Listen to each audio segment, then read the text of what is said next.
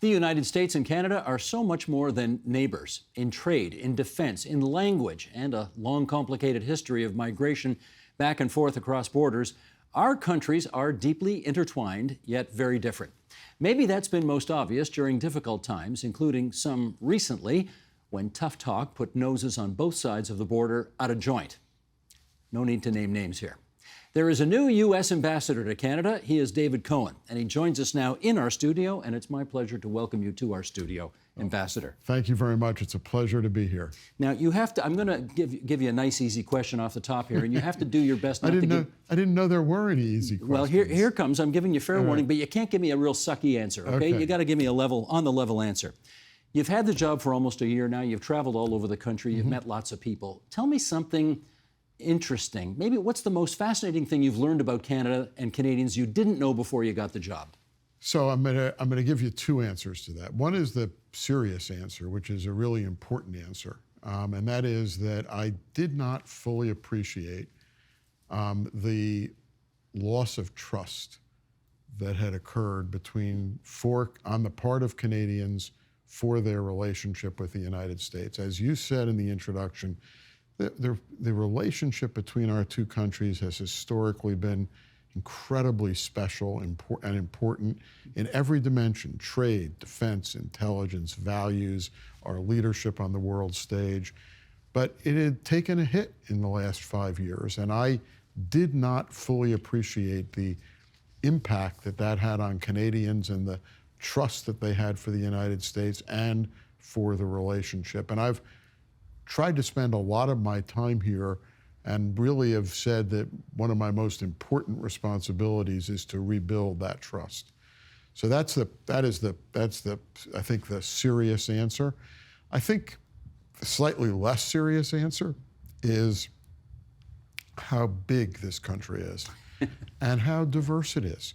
I was bound and determined. I got very good advice before I came here to remember that I'm the ambassador to Canada. I'm not the ambassador to Ottawa. So I got very good advice to get out of Ottawa, as I like to say, to get out of the Ottawa bubble. Yeah. And I have to say that the diversity of perspective, the diversity of approach in the different areas of this country is significant, and it is interesting, and it absolutely helps inform how we build and rebuild an incredible relationship between our two countries. Not to belabor the first point that you made, but I will remind people watching this right now that I think the current president calls the former guy, once called the Prime Minister of Canada very dishonest and weak. His trade advisor said there was a special place in hell for the Prime Minister of Canada. How deeply damaged, you know, there's personalities and relationships go up and down all the time, but how deeply damaged in terms of long-term important relations between our two countries do you think was done? So I don't think there has been deep long-term damage done in the relationship between our two countries. And there were terrible things said and done about the Prime Minister, but about the country and about Canadians. It's not my style. More importantly, it's not Joe Biden's style. And I think you've seen Joe Biden go out of his way to make sure that he expresses publicly and repeatedly the affection that he has for Prime Minister Trudeau, When's he coming up? Closeness of their relationship. He wants to come up. Presidential scheduling is a complicated endeavor. You don't say. How long have you known the president for? So I've known the president for almost 30 years, and met him more, quasi-socially and socially politically. Was very close to his son Beau, and really was. The then senator asked if I would serve as a bit of an advisor to Beau as he embarked on and pursued his political career. And so that enabled me to stay in touch with his whole family. The president, Dr. Biden, their other kids, a couple of kids went to Penn, which I was associated with. So there was a lot of connectivity on a personal level over the course of the past 25 or 30 years. Because I've heard you guys know each other so well that you are kind of what do we got? Like the Biden whisperer. You know what he's thinking, right? Now, we have a very good relationship. I have on a personal level, we have a very good relationship. But I am just so proud that he is my friend, because he is simply one of the most decent human beings you will ever meet. And this is a quality that is not necessarily present in all of our leading elected officials in the world. And that fundamental decency infects his instincts around decision-making, around people he surrounds himself with, and the relationships that he wants to have with people. And I think it just makes him uniquely suited to be President of the United States, and I think the undisputed leader of the world's democracies in these very troubled times. Well, okay, here's my follow-up, because the people watching and listening to this would like to know how fundamentally decent he and you intend to be to Canada over the next period of time that you have the responsibilities that you now have. And the president did say, quote, "Instead of relying on foreign supply chains, let's make it in America." And I put "make it in America" at the heart of my economic plan.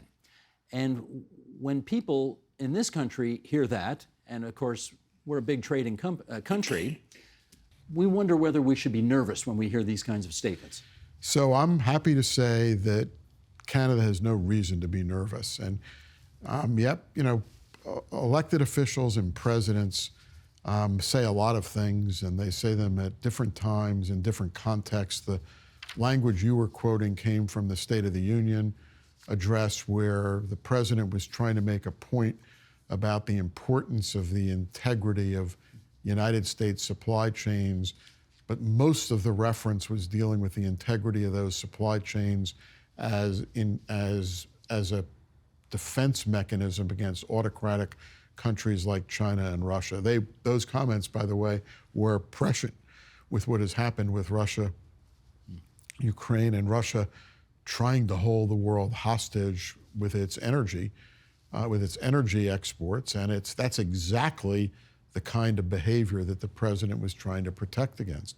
So I would refer you to almost contemporaneous comments, which were a joint statement made by the president and the prime minister on the one-year anniversary of the roadmap for a renewed partnership between the United States and Canada, which first of all sets out a comprehensive strategic and tactical partnership based on 6 pillars of the United States and Canada working together to advance economic interest. And on that one-year anniversary, in that statement, there is a line in that statement which talks about the importance of the United States and Canada working together to preserve and to grow the integrated supply chains that form the basis of an economic relationship between the United States and Canada. Ambassador, that's all great, except I have to remind you, there are times when this administration has put bills before Congress about Buy American, which requires our people to go down there and start lobbying like crazy to get the Canadian exemption. So we wonder how much you love us, actually. Well, let's talk about Buy America, Buy American, two different concepts, by the way. First of all, it is both of those principles apply to federal procurement only. So they're not protectionist in any way whatsoever.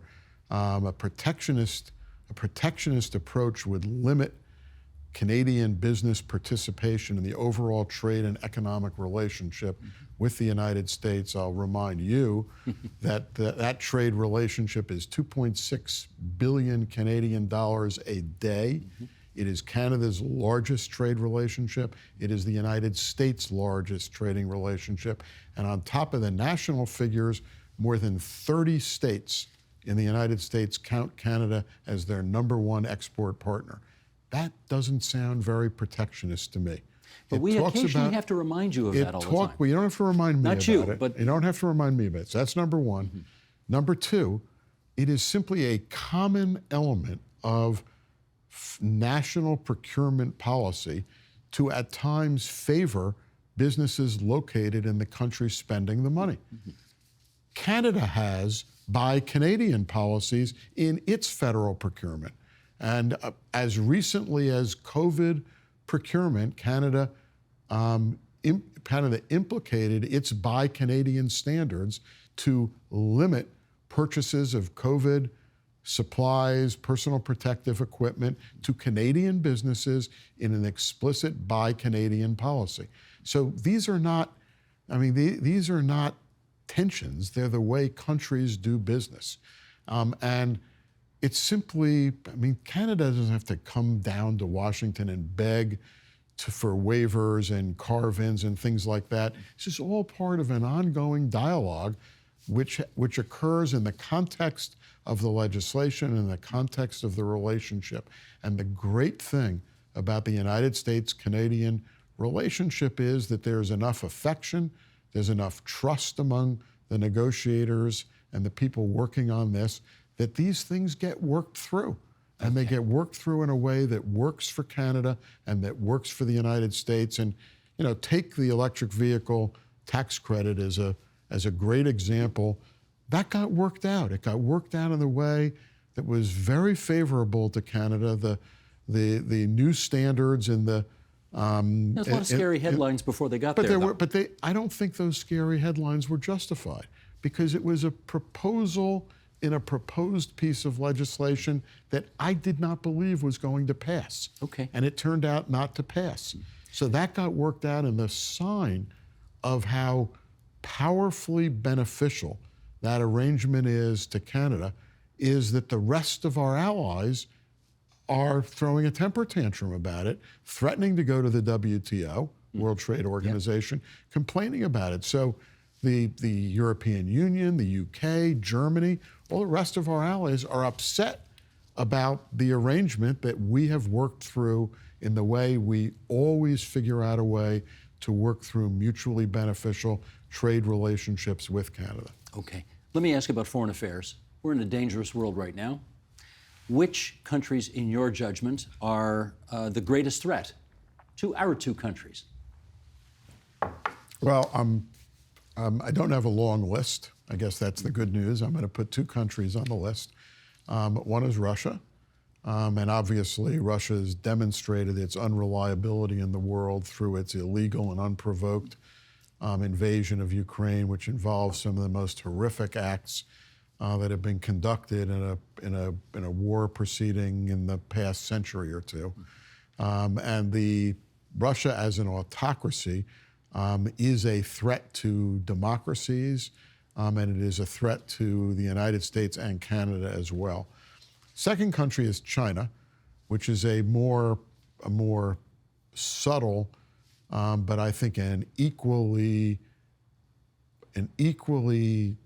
dangerous relationship. Dangerous in what way? But dangerous because of China's capacity to disrupt trade relationships, and because of the unreliability, if you will, of Chinese allies from a defense perspective. So China controls an enormous percentage of critical minerals on a global basis. Those critical minerals are going to be necessary for our climate transition.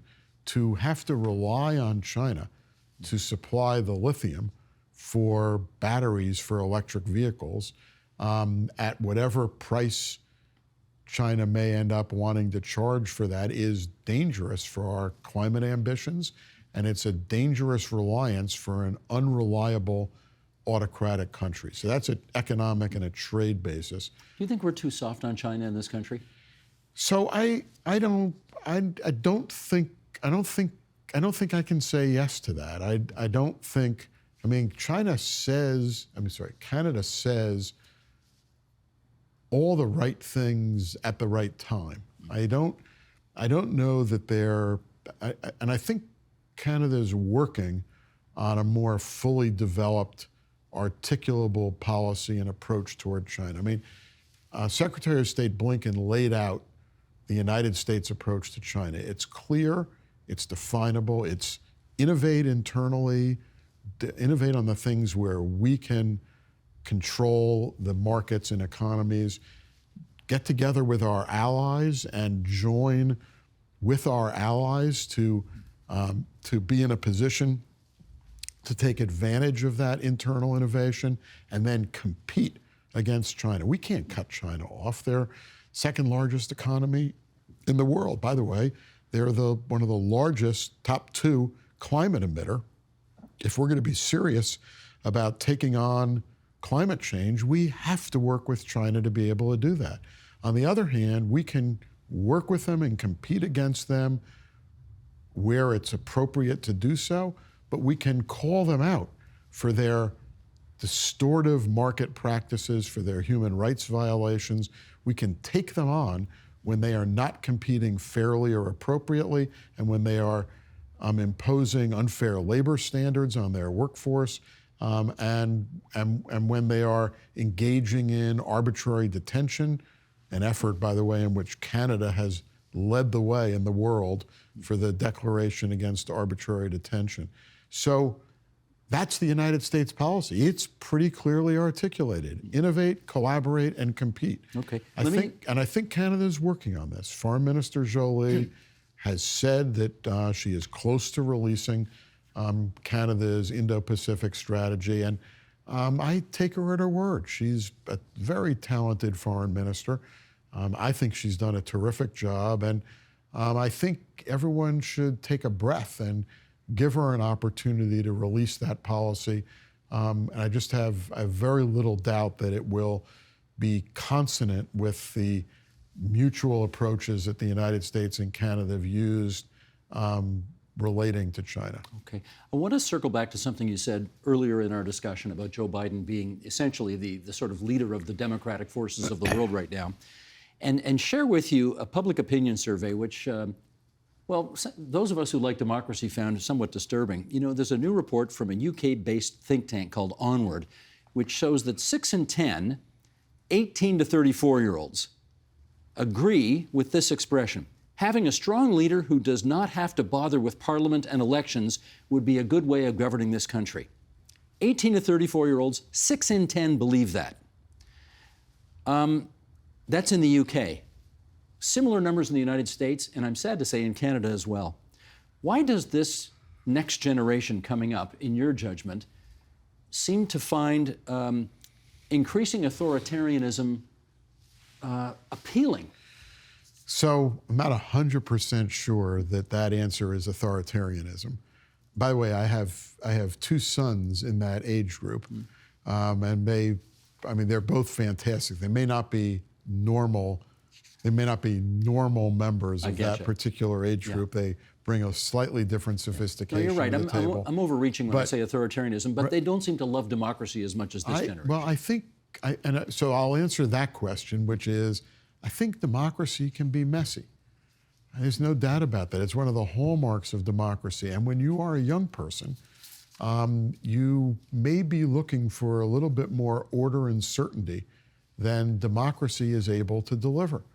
I think the problem with poll questions like that, is that the question you have to ask is, compared to what?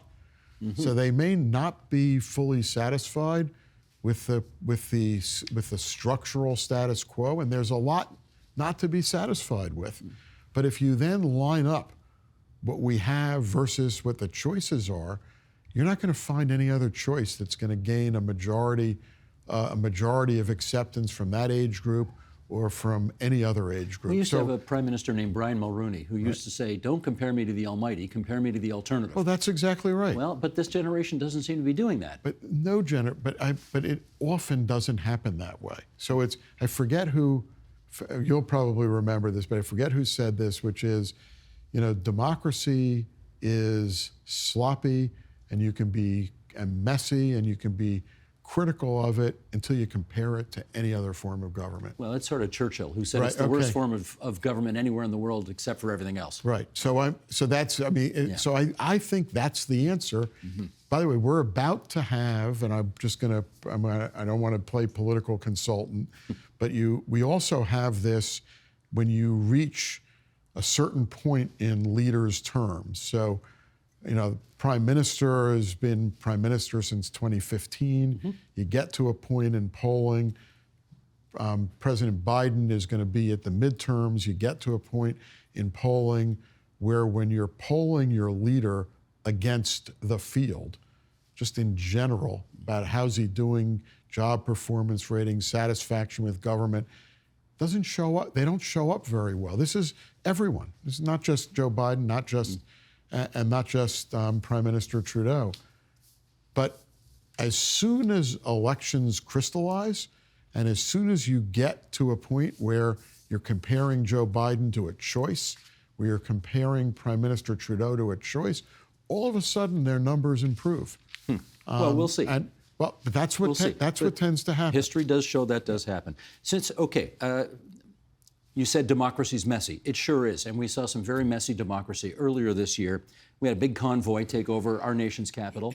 We also, at the bridge that has more commerce over it than anything else, maybe in the world, the Ambassador Bridge in Detroit, Windsor, they tried to take that over as well, and there were billions and billions of dollars worth of goods and services that couldn't get across that bridge, adversely affecting both of our economies because of this convoy.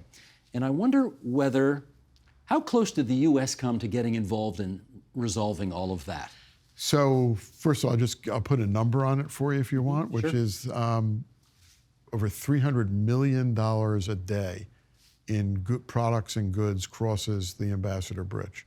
That's a lot. $300 million a day. Yeah. That is a lot. By the way, I visited the Ambassador Bridge yesterday, and I also visited the construction site for the Gordie Howe Bridge, which will provide a second, more modern span going between Detroit and Windsor, which we're paying for, which Canada is paying for, but which will improve the resiliency of the supply chain, and I think dramatically reduce or eliminate the possibility of that type of a blockade being successful again. You've re-emphasized here the importance of that space. No doubt about it. So how close did the U.S. come to getting involved? So getting involved is a vague term. I mean, the United States was involved. How about cleaning it up?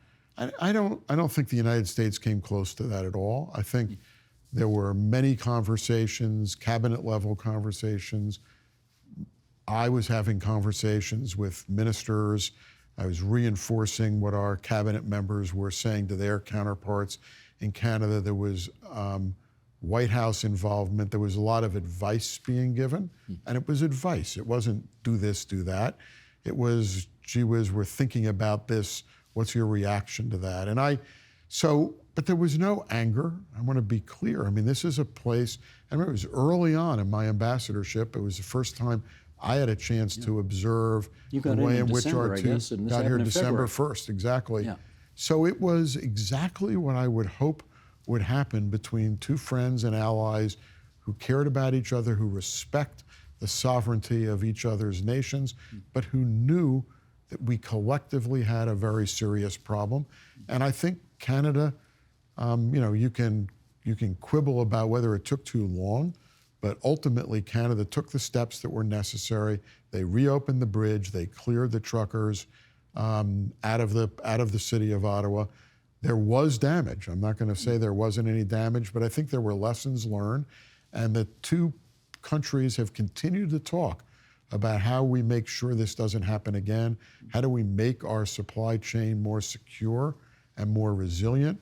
Those conversations are ongoing, and they're collaborative. They're collaborative and they're constructive, and that is the hallmark of the U.S.-Canada relationship. All right. Your staff are going to have a coronary if I keep going too long here, so I'm going to ask you one last question. Right. And since I started with a fairly easy question, I'm going to end with a fairly easy question as well, which is, the speculation that's going on in your country about whether or not the former guy is going to run again in 2024, and whether, of course, the current guy is going to run again in 2024. Do you know, incidentally, whether the president's made up his mind about re-election? All I know is what the president has said, which is he's running for re-election. I can also express, I'm the U.S. ambassador to Canada. I used to be a political consultant and a political advisor.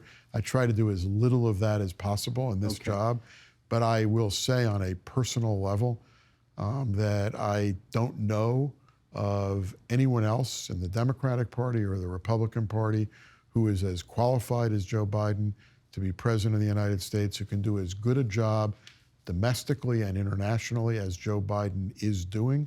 And so I can say I certainly hope that he does that he does decide to run for president. But as I said, all I know is what he has said, which is that he is running for president. Let me ask you about the flip side of that coin, and that is if Donald Trump runs and if he wins again, a lot of ifs admittedly, how concerned are you that all of the work that you will have done in the previous 4 years will be for naught? So on the one hand, I can't control myself and say that if the other guy, actually I think at times the president has nailed this right, the other defeated guy, if I don't know that he's going to run. If he does run, I would like to think that he would not be reelected. He would not be elected again. There's an old expression that you can fool some of the people some of the time. You can't fool all the people all the time, and you can't do it twice. So I don't think that he could win. If he does win, I have enough confidence in the institutional forces in the democracy of the United States, some political, that is the Congress, and some private, business community, business leaders, non-political leaders of the country who have no interest in seeing the United States backslide in its foreign affairs and relations globally, and that certainly includes Canada. Ambassador David Cohen, from the U.S. to Canada, the pride of Philadelphia, big Eagles fan, fly Eagles fly. We've really enjoyed having you here at TVO, and enjoy the rest of your term here in Canada. Well, thank you. Thank you for having me on the air. And I'm not supposed to say this, but anytime you want me back, I'd be honored to be able to come back and talk more. We'll take you up on that. Thanks so much. All right, thank you. The Agenda with Steve Paikin is made possible through generous philanthropic contributions from viewers like you. Thank you for supporting TVO's journalism.